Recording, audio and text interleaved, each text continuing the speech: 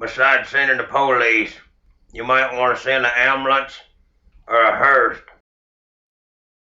Hello, Billy Ho here, coming at you with another edition of the preview show. And we are doing the American Express. It is the first leg of the West Coast Swing. It is a pro am style event, so we'll have a three-course rotation to work with, which will offer some interesting strategy, which we will get to in a minute. But a couple housekeeping things. Be sure to subscribe to the channel, smash that like button. I really appreciate it. Trying to get as many subs as I can to keep this content free. Shout out to my man Jose from the Discord. Hope you're doing all right, pal. Um, Other fellas in the Discord, what up? And here we go. 54 hole cut event. There are several things, and that's number one. This is going to be a really, really different type of tournament. So everybody's going to get at least 3 rounds. Also, when reviewing tournament history on your research, and you'll probably hear this a dozen times, 2021, it was not a pro am, and it was only played on the PGA West Stadium course for 3 rounds and the Nicholas tournament course for 1 round. So they just split the 2 days, Thursday, Friday, alternating those two courses because we didn't have 9-hour rounds with the pro am with the amateurs. So it made it a little easier, and that tournament was a little more cut and dry. Siwoo Kim won that tournament, and he is a Pete Dye specialist. So we'll get to that. That's another little tidbit teaser. So stick around in the video, and let's get started. We're going to get into my article first, and then we're going to look at some stats and some other cool stuff we got going on this week. So let's get her going.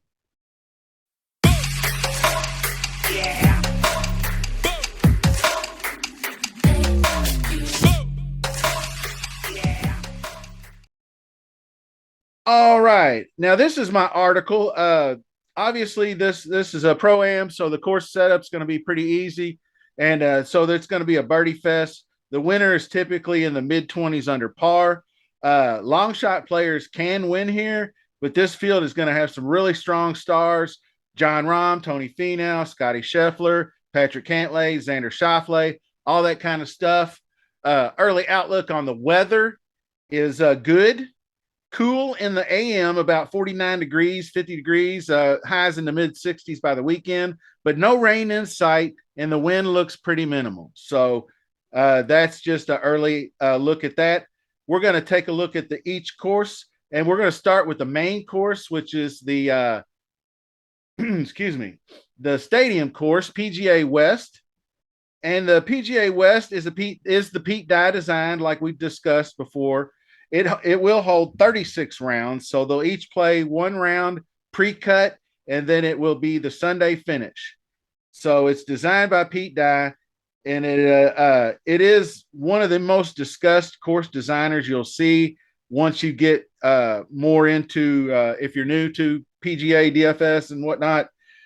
Similar to TPC Sawgrass, where we have the players, it's kind of like a mirror image, and that's why they call it Stadium West. And because it has the Island Green 17th hole just the same way, it is a par 72, 7,187-yard course. Bermuda grass on both fairways and greens. The greens are about 5,000 square feet on average and run 11 on the stimp meter. So basically, what it amounts to is Pete Dye is all about position golf off the tee. Fairways on this course are winding and uneven, so you're probably going to have trouble with driving accuracy. So you're going to be playing out of the rough a lot. So, like fairways gained and good drives gained, stuff like that is what we're looking at. You're looking for the right spot. It doesn't necessarily have to be in the fairway, but you need the right angle to approach the pins so you can attack better. Most approaches on this course will come from about 150 to 175 yards, which is still like sand wedge or something for most guys. So it's still wedge fest.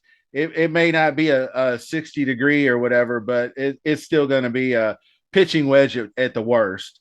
So often out of the rough, like I said, approaches are very important because these greens are also a bit uneven. So you're going to need to hit the correct spot to give yourself the easiest putt. Basically, what I like to see here is a complete tee to green game. And that's what we're going to look at. We'll go over the other two courses before we get into stats and whatnot. And you're not going to see a whole lot because there's no shot tracker for La Quinta or the Nicholas. So that's why we always focus on Stadium, because that's where we get shot tracker.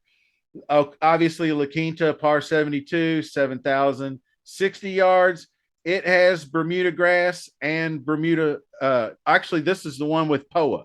This one has POA grass greens, and it's the smallest on average, 4,700 square feet on average.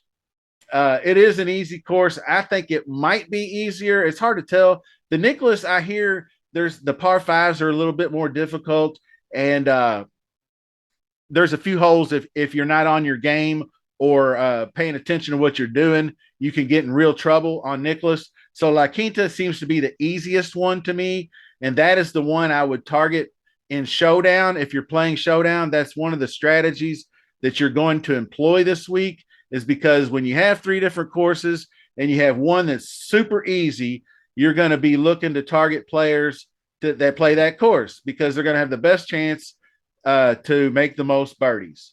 So basically the POA greens. So I would keep that in mind when you're doing Showdown is if you want to specify your green type when you're doing your modeling and whatnot, these are POA greens. They all three greens it's coastal style, so they're all going to run about 11, which is a bit on the slow side for the stimp meter. So keep that in mind as well. And so the Nicholas tournament course is also par 72. All three of these courses have the full allotment. Count them 4 par fives, so they're all scoreable. And you can be contrarian by using the Stadium course for the majority of your players, because you can still score just as well. It just depends on the player that you choose and the tee time that they have, because AM tee times in Showdown is where you want to be at. The dew point, and it's West Coast early in the morning, so the greens are going to be dew sweeping, and so that's where you want to target players as well. Nicholas tournament is Bermuda grass on both sides, but the greens are 7,000 square feet on average. So they're bigger, and that means it's going to bring in 3-putt avoidance. And distance off the tee is good for both of these. You don't necessarily want or need the distance on the Stadium course because of those windy, you want position golf on the Stadium. And also the greens being larger, you're going to have easier greens and regulations. So when you're doing your stats, greens and regulation are more important on La Quinta and Stadium. So keep that in mind as well. And other stats, I made a joke. This is where the famous quote from John Rahm saying it's a fucking putting contest. So, but there is more to it than that. Like I said, par 4 scoring is huge. Approaches, those long par fives, all of the par fives on all of the courses, in my opinion, are reachable in 2. Most players are going to go for them in 2. So it's going to make those approaches from 200 and beyond very important. And when those players don't always, how often do players knock it on the green in 2? They don't. So around the green is a favorite stat of mine using this on these par fives, because getting up and down for those birdies is going to be all important. And it's just chipping around the green a lot of the times. They're not that far off the green, but they might be in a sand saves is another one I don't have on here yet, but that's another one. When you're getting into more of the Stadium course, there's a lot of sand. Obviously, strokes gained approach, focusing on hitting out of the rough. So if you're a member of Rick Run Good, he has he draws in the PGA stats, and you have that option to choose from the rough or from the fairway on approach. You also have tee to green game should definitely be weighed. And then you got good drives or fairways gained, all those stats. And of course, the main stats down here toward the bottom, your scoring stats is what I call them. Opportunities gained, birdie or better, DraftKings, fantasy scoring period if you play FanDuel, but I use DraftKings scoring gained, things of that nature. And getting down here to Rick Run Good, shout out. I got the link to his website if you want to go take a look. He's got some free stuff, or if you want to join up, I have to give him a shout out because I'm using his stats. So this is the last 5 years of Pete Dye courses and strokes gained. I sorted it by tee to green, so we'll know. I wanted to dismiss putting because putting is so volatile. Plus, you have 3 different courses, 3 different greens, 3 different, putting stats. So that's why I alluded to tee to green on this. And you really need 3 to 4 trips out here, 12 plus rounds. So like the Lee Hodges and the Callum Tarrans with the 3 rounds and 4 rounds of data on Pete Dye courses. And that might not even be here at the AMEX. This is just Pete Dye designed courses, period. So these guys could have played at the Players Championship or something last year, or RBC Heritage is a Pete Dye course. I will probably add a list of Pete Dye courses that are played on the PGA Tour on my page here. So be on the lookout for that. I will be constantly updating it all week long. I'd love some feedback if you want to throw some comments in the YouTube video. All this stuff is in the description, where to join my contest, all that kind of good stuff. So keep that in mind. But when you go down here, Patrick Cantlay, this is my top 10. I got Patrick Cantlay, Siwoo Kim, I told you about, John Rahm, Jason Day, Emilio Grillo, Cam Davis, the Gim Reaper, Joel Damon, Matt Damon, Christian Kirk. Christian Kirk played last night and he scored a touchdown for me. Chris Kirk, as he goes by, and he's playing quite well at the Sony Open. So that was the other thing. Luke List and Matthew Neesmith. Luke List looked pretty good recently too. So these are some guys to keep in mind. I haven't finished this up. This is like the page 2 of the leaderboard here on but you can focus on some guys down here. Like just for an example, I put this in here. Andrew Putnam, he's 0.56 positive in the approach, but he loses strokes off the tee because he's a short knocker. And so Pete Dye courses, he's not gonna keep up with the field. I will tell you this: he has a T14 and a T21 at the Amex the last 2 years. He is an outstanding putter, and you know this by his rounds at the Sony.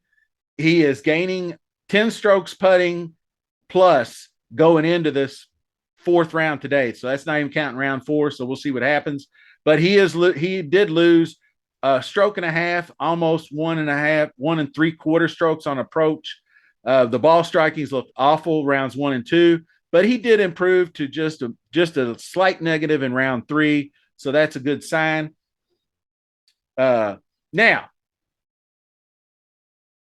jumping over here, this is just kind of a recent form page that I pulled up to get an idea on how guys have gone through the fall swing and whatnot. And it'll give us an idea of some guys that are playing well and what they're doing. Obviously, your guys like Tom Kim is a dude, if you like that flop lag thing, he had an atrocious putting week. His ball striking was just about as good as it always has been, but he really, really hemorrhaged strokes on the green. That's why he missed the cut. And so this time around, he can come in and do much better, I think. And people might be bitter. And then again, people have gotten a little sharper about running dudes back that didn't have a good week just because they didn't putt. Everybody has access to stats, right? So Tom Kim's probably in the mix. Scotty Scheffler, too hotty. He's a Pete Dye guy. He's won on Pete Dye courses. You remember where they play the match play, Dell Match Play is a Pete Dye design. Will Zalatoris last year absolutely tore this course up. I think it was La Quinta. he had like 7 straight birdies after shooting like a 70 the first day. He went out and waxed poetic. Jason Day always plays well on Pete Dye courses, obviously, and he's actually been showing a lot of good fall form. So he might be a guy that I'll look into. And he's normally a good putter. You notice his putting is just a slight negative. Siwoo's is too. Siwoo looking good at the Sony though. I said that he wasn't very good on Bermuda, but most of the time, it's all gravy train with him. If he's got the ball striking in order and he's dialed in with the irons, he'll figure it out. Joel Damon's another guy that's very accurate. Brian Harmon, Little B, as I affectionately call him, always plays well on Pete Dye courses and courses where he don't have to hit it 350 yards off the tee, because that's where he suffers. Sung J M had a bad week. He had 2 bad rounds, Thursday and Friday. So I'm not 100% sure on him. But you look through guys like Ben Griffin, he might be in the 7K range. Some of these guys are going to be hard to judge what their pricing is going to be. Cam Young, he's a guy that I think will take big time advantage of the La Quinta and Nicholas courses. If you're targeting showdown, he just seems like a guy that'll ball out on those kind of courses.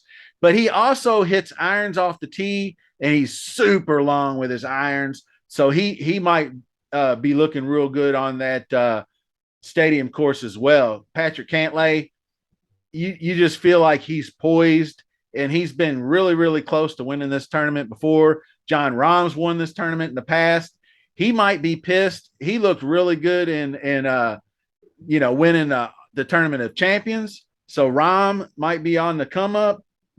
Tony Finau, obviously, he's another guy that plays well here, and he'll be a highly owned, highly played guy. It's going to be a lot of stars and scrubs because you get 3 rounds out of your players, so you can dip way down, and even in the low 6s, you can basically play 2 mid-6 guys and then stack them up. You can play probably Finau and Cantlay, or Rahm and Finau, or anything you want there, Scheffler and whatnot. So Neesmith will probably be in the mid-7s. He's not a bad guy.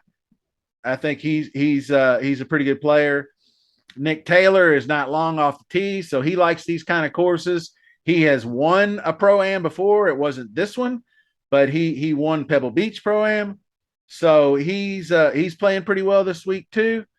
Moving on down the line, Party Marty, maybe. Taylor Pendrith, I'll be interested to see how he does out here. He's super long off the tee, but he can hit and he can putt. So I kind of like that. Cam Davis, we talked about. This might be a better for him. He is kind of pretty good on the Pete Dye courses, and he tears up par 5s. I didn't like him this week because there were only 2 pars at Sony. And what did he do the first day? Shot 4 under, and he eagled both par 5s. Now he hasn't done so well since then, but he did make the cut. So it is what it is. Charlie Hoffman's in the field. So I don't know if Charlie Hustle is going to be any count.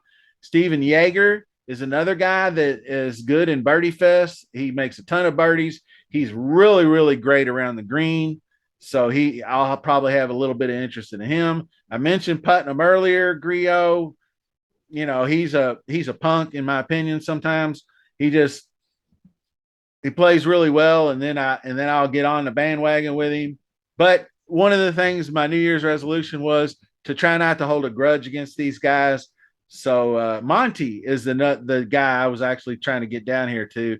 He is going to have my interest because with his putting prowess and his length off the tee, I'll be interested to see how he handles this 3-course rotation. He'll be another guy, La Quinta bound, that you can hammer time on some showdown.